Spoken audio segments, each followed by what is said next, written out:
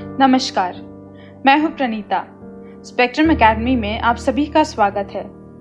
आज हम बात करने वाले हैं इजराइल और पैलेस्टीन के बीच हो रहे वाद और हिंसा के बारे में। कई सारे लोगों की मौतें हो रही है, घायल हुए लोगों के आंकड़े भी कुछ कम नहीं हैं। लेकिन इतने दिनों से हो रहे इस कॉन्फ्लिक्ट का एक बहुत बड़ा इतिहास है और इस इतिहास की शुरुआत होती है 20वीं सदी से, जहां पर इन दोनों का मकसद पैलेस्टीन में बसे यरूशलेम नामक शहर में अपना कब्जा पाना होता है और आज तक ये लड़ाई कायम है।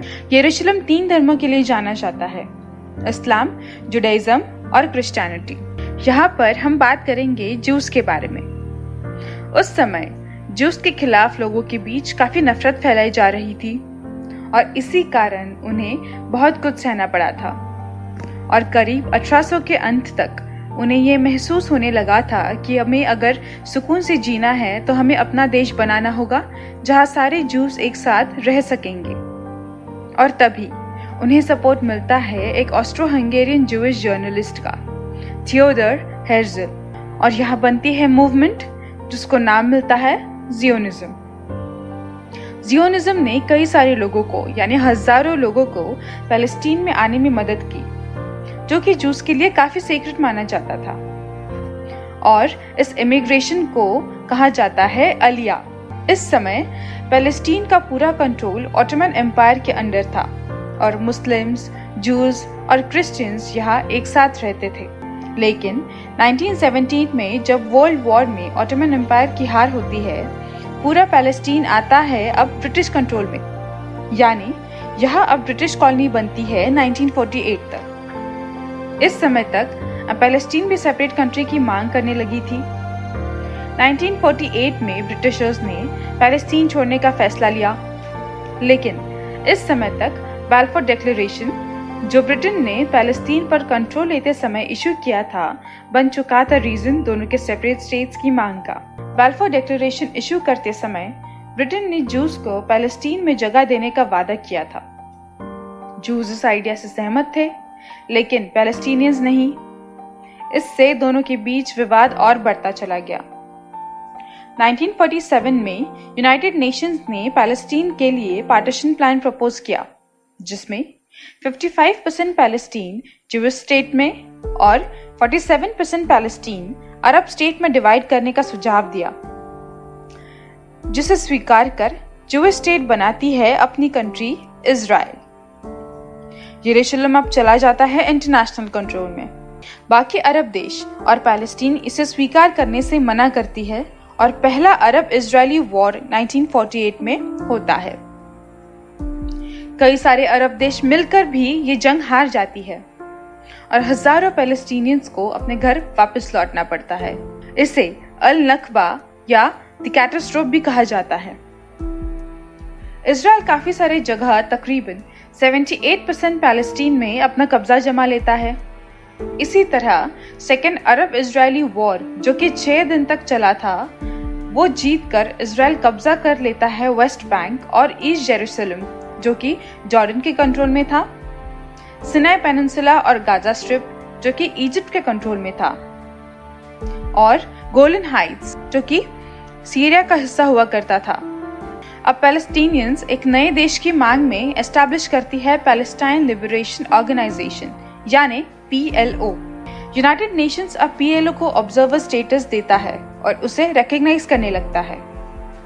इजराइल अब इजिप्ट के कैप्चर किए हुए सिनाई पेनिनसुलर एरिया इजिप्ट को वापस कर देता है एक इजराइल इजिप्ट पीस ट्रीटी को साइन करने के बाद। इजिप्ट अब इजराइल को एक कंट्री के तौर पर रिकॉग्नाइज करने लगता है और दोनों के बीच दोस्ती बढ़ जाती है। 1992 में इजराइल कहता है कि PLO की मांग जायज है, हमें उन्हें उनकी जगह वापस कर देनी चाहिए। 1993 में the historic Oslo Accords sign होती है। ऑस्लो एकॉर्ड्स एक सीरीज है एग्रीमेंट्स की जो इजराइल और पैलेस्टीन के बीच साइन हुई थी, जो साइन किया था इजरायली PM इत्ज़क रबीन और यशीर अराफात, जो कि PLO के लीडर थे। वो साइन इसलिए करते हैं ताकि गवर्नेंस बराबर हिस्सों में हो सके। डिस्ट्रीब्यूशन कुछ इस तरह होता है। पार्ट ए में पूरा तरह पैलेस्टीन गवर्न करेगा। पार्ट बी में पैलेस्टीन और इजराइल मिलकर कंट्रोल करेंगे और पार्ट सी में सिर्फ इजराइल का कंट्रोल होगा। इसके बाद पैलेस्टीनियन नेशनल अथॉरिटी का एस्टैब्लिशमेंट होता है 1994 में। लेकिन इसके बावजूद पैलेस्टाइन को गवर्नेंस करने के लिए कुछ ही जगह मिलती है। हालत और खराब होती है जब इजराइल के कुछ कट्टरवादी लोगों ने अपने ही देश के पीएम यानी यित्ज़हाक रबीन को असैसिनेट कर दिया क्योंकि वह पैलेस्टीन के साथ समझौता चाहते थे। अब हम ये जानेंगे कि हमास ग्रुप कैसे बना। हमास ग्रुप एक कट्टरवादी ग्रुप है जो पैलेस्टीन से है। पैलेस्टीन लिबरेशन ऑर्गेनाइजेशन का इजराइल से संबंध बनाने पर विरोध करते हैं। हमास ने अपना कब्जा गाजा स्ट्रिप पर बनाया हुआ है। Canada, the European union, Israel, Japan, the United states इसे एक टेररिस्ट ऑर्गेनाइजेशन मानती है, मगर कई और देश जैसे ऑस्ट्रेलिया, न्यूजीलैंड, पैराग्वे और यूके इसके बस एक मिलिट्री विंग को टेररिस्ट ऑर्गेनाइजेशन मानते हैं। कई और भी देश है जैसे Brazil, China, Egypt, Iran, Norway, कतार, रशिया, सीरिया, टर्की इसे टेररिस्ट ऑर्गेनाइजेशन मानने से मना कर देते हैं। हमास ग्रुप के को फाउंडर शेख अहमद यासीन का कहना था कि हमास ग्रुप के जन्म का कारण पैलेस्टीन को साथ लाना है और वो पैलेस्टीन को वापस अपने कब्जे में करना है जो इजराइल के पास है।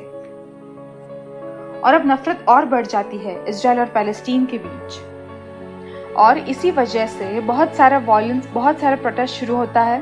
पैलेस्टीन में अब बंटवारा हो जाता है, सिविल वॉर होता है। यहाँ दो ग्रुप्स बनते हैं। एक होता है फतेह और पीएलओ ग्रुप जो बिल्कुल नॉन वायलेंट गवर्नेंस करता है और दूसरा है हमास ग्रुप जो कि टेररिस्ट ग्रुप है और इसने गाजा स्ट्रिप पर कब्जा बनाया रखा है। हाल ही में जो रॉकेट फायरिंग हो रही थी वो गाजा स्ट्रिप और इजराइल के बीच हो रही थी। इजराइल का एक एफिशिएंट डिफेंस सिस्टम यानी इजराइल्स आयरन डोम उसे बचाए रखती है हमास के द्वारा फायर किए हुए रॉकेट से। हम ये सिचुएशन को समझने की कोशिश करते हैं। बात करते हैं जेरूसलम के बारे में। जेरूसलम को एक होली प्लेस माना जाता है।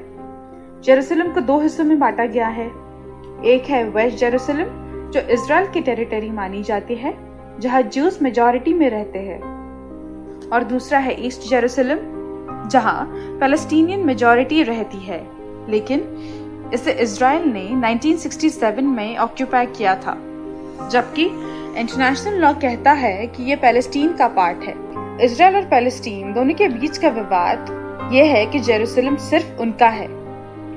हाल ही में हो रहे वॉर का कारण शेख जर्रा है जो ईस्ट जेरूसलम का पड़ोसी है। यहाँ रहने वाले काफी सारे पैलेस्टीनियंस को अपने घर से निकलने के लिए जबरदस्ती की जा रही थी ताकि वह पूरी तरह से ज्यूइश सेटलमेंट हो सके। एक्सट्रीमिस्ट राइट विंग ज्यूज ने ईस्ट जेरूसलम से प्रोवोकिंग रैलीज निकाली थी जिसमें उन्होंने डेथ टू अरब्स के नारे लगाए और इन्हीं रैलीज में ज्यूज और अरब मुस्लिम्स में टेंशंस बढ़ी। इसके बाद पैलेस्टीनियंस का प्रोटेस्ट होता है इन एविक्शंस के खिलाफ और ये प्रोटेस्ट वायलेंट प्रोटेस्ट में बदल जाता है। इजरायली पुलिस इसे काफी कंट्रोल करने की कोशिश करती है। 10 मई को इजरायली पुलिस अल अक्सा मस्जिद के अंदर घुसकर वहां के पैलेस्टीनियन लोगों पर फायर करना शुरू करती है। इजरायली पुलिस ये दावा करती है कि मस्जिद में पैलेस्टीनियन लोग पत्थर इकट्ठा करके बैठे हैं ताकि वो राइट विंग लोगों पर फेंक सके।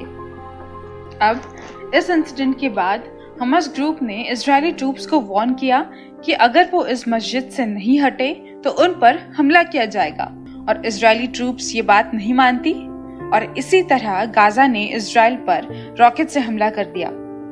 इजराइल ने भी बदले में गाजा स्ट्रिप पर एयर स्ट्राइक्स कर दिए और इसमें बहुत सारे लोगों की जानें जाती है। अब इस मामले में इंडिया की राय देखते हैं। ट्विटर पर इंडिया स्टैंड्स विद पैलेस्टीन और इंडिया स्टैंड्स विद इजराइल दोनों का ट्रेंड चला, पर इंडियन गवर्नमेंट का सपोर्ट पैलेस्टीन की तरफ रहा है। लेकिन जब United Nations human rights commission की मीटिंग में इंडिया जब एब्सेंट रहती है तब कई सारे सवाल खड़े होते हैं। तो ये थी इजराइल और पैलेस्टीन की पूरी हिस्ट्री करंट इवेंट्स के साथ। मैं प्रणीता अब आपसे विदा लेना चाहूंगी। धन्यवाद।